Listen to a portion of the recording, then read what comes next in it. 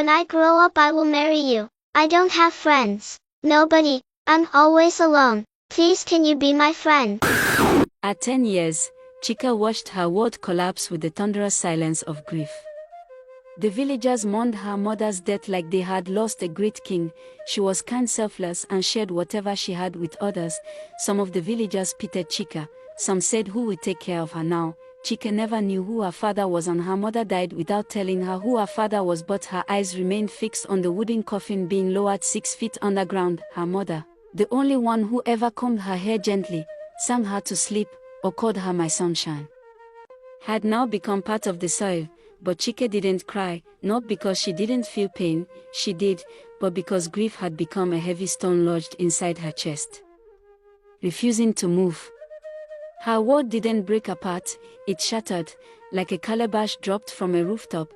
As the villagers left, Chika stood there alone in tears, looking at her mother's grave with flashes of all the good times they shared together running through her mind. She broke down in tears. It was at that moment the painful reality of her mother's death stared into the little girl's face, and what seemed like a dream was real life. Chika stood still, pressing her knees into the warm red dust. Her heart whispered a prayer it barely understood. Mama, if there's a way to come back, please come back. Or at least, don't let me be alone. But loneliness had already begun to follow her home. That night, after the burial, villagers had all gone to their homes. Then a voice crept through the dark compound. She can't stay alone. She's just 10. Her uncle said. We will have to take her with us. His wife, Azuka. We barely feed, our daughter is there for us to care for. We can't take her with us. Chika's uncle, Ikena, was her mother's only brother. A mechanic by trade, he insisted of taking Chika with him. He was the only family member Chika had and knew. You'll be safe here, my dear, her uncle said, but Azuka, his wife, was another story. From the moment Chika arrived, Azuka's eyes sized her up like she was an extra mouth that had arrived uninvited. There was no warmth in her stare.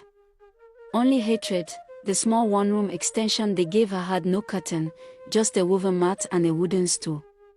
The walls smelled of old smoke and dust. Gone were the lullabies, gone were the bedtime kisses and gentle songs. The next morning Chika woken by a loud voice calling her name. Chika! Chika! Wake up and come here! Became a chant that followed her like a curse. Whether she was plucking vegetables, scrubbing soot-off pots, or sweeping the front yard, her name was never spoken with affection. It was a command. A whip. Her uncle worked long hours at the garage and returned home exhausted, with grease-stained clothes and silence in his eyes. Azuka ran the house. Chika learned quickly, she was a ghost. A living reminder of someone gone, and ghosts didn't complain. One morning, before even the cock crowed, Azuka's shrill voice stabbed the silence. Chika! Wake up! Fill all these pots before the sun touches your lazy head. Chika sat up slowly, rubbing her eyes. Her school uniform hung limp and dusty. She hadn't ironed it. There was no light the night before, but Mama Azuka.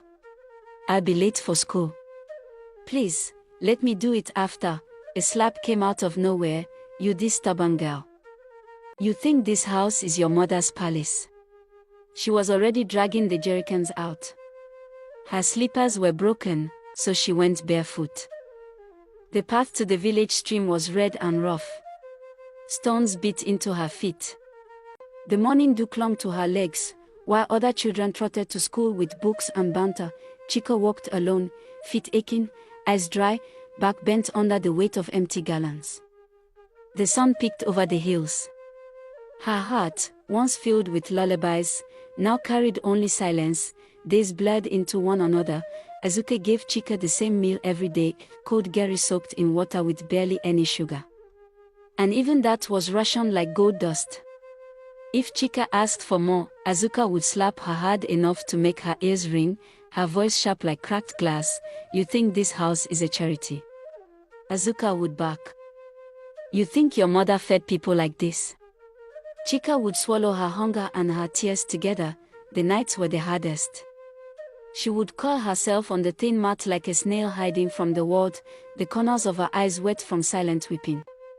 The mat scratched her skin, and the wooden floor beneath her groaned whenever she turned. No one ever came to tuck her in, no one asked how school went. Sometimes, she would whisper into the darkness, "Mama, are you listening?"